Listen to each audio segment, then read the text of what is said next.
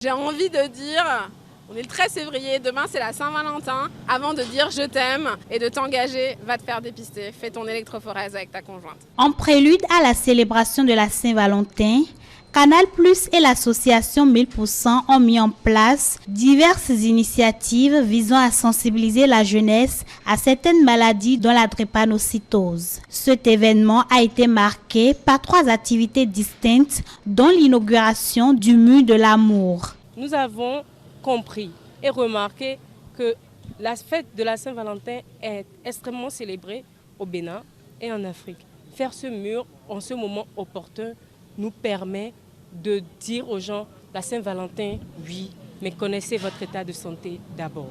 Ce mur a pour objectif de sensibiliser la jeunesse béninoise, africaine, contre la drépanocytose, qui est un mal qui sévit principalement en Afrique. Vous allez donc remarquer qu'il y a les unions consanguinées et les unions déconsanguinées. Lorsque vous regardez le mur et que vous connaissez votre test d'électrophorèse, vous savez désormais avec quel genre de personnes vous pouvez vous unir pour ne pas répandre la maladie qu'est la drépanocytose.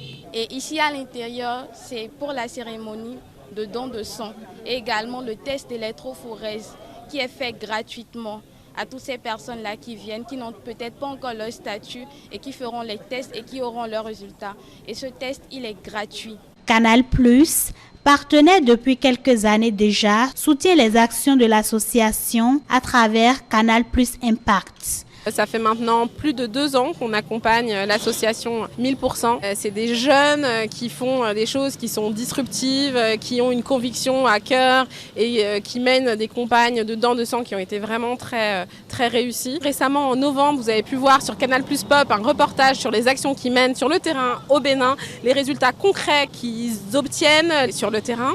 Et donc Canal+ a un programme d'action solidaire qui s'appelle Canal+ Impact. Et quand ils nous ont proposé ce projet-là de faire une grande fresque de sensibilisation sur la drépanocytose et surtout sur le dépistage plutôt, on a tout de suite dit oui. Donc on espère que cette fresque de 80 mètres carrés qui a été faite par Street Humart, je tiens à le souligner, de beaux artistes, de jeunes et talentueux artistes béninois. On espère que cette fresque, quand des jeunes amoureux vont passer devant, qui se tiennent la main, qui sont insouciants et qui pensent à s'engager, peut-être qu'ils vont se dire « Ah tiens, peut-être qu'il faudrait qu'on aille se faire dépister », qu'on pense aux générations futures, qu'on pense à nos enfants, qu'on essaye de lutter ensemble contre cette grave maladie qu'est la drépanocytose. Plusieurs jeunes gens se sont déplacés pour l'occasion. D'aucuns n'ont pas manqué de donner leurs impressions sur cette initiative. Je suis venue à FSS Cotonou pour participer au don de sang, dans l'objectif de sauver des vies, comme certains de mes collègues ici présents. C'est une très belle initiative. C'est un truc dont beaucoup de personnes ont besoin en fait pour